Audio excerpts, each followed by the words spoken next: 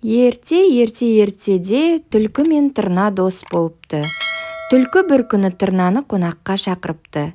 Тырна, маған қонақ болып кет. Тырна дәмді тамақ ішкенді жақсы көретін, қуана келісті. Тырна белгіленген уақытта келді. Есікті қағып тұрып, түлкі маған қандай тамақ береді екен деп ойлады.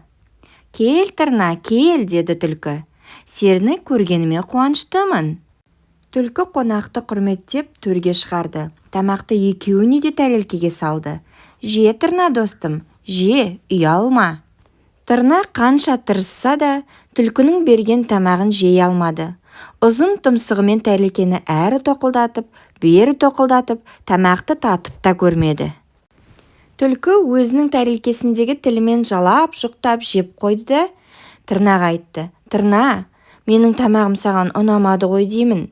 Жарайды, өзім тауысып қоярмын. Түлкі тамақты өзі жеп қояды. Кешір, Тырнажан, саған беретін басқа менде еш нәрсе жоқ. Тырна қанатын қағып былай деді. Жарайды, сен де маған қонаққа кел. Келесі күні түлкі Тырнаға қонаққа келді.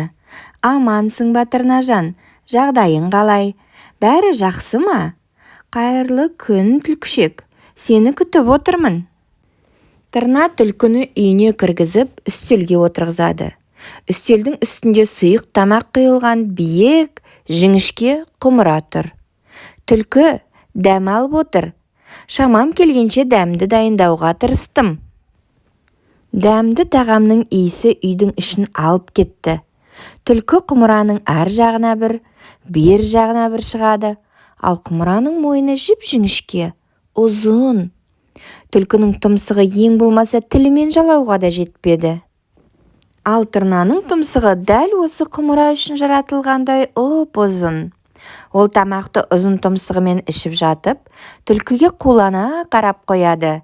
Түлкі, сен неге ішпейсің? Менің тамағым ұнамай ма?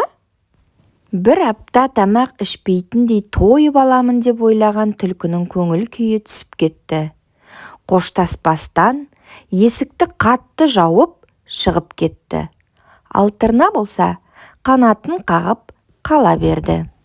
Содан бері Тырна мен түлкі дос болмайтын болыпты. Сөйтіп, түлкінің өзінің істегені алдынан шықты.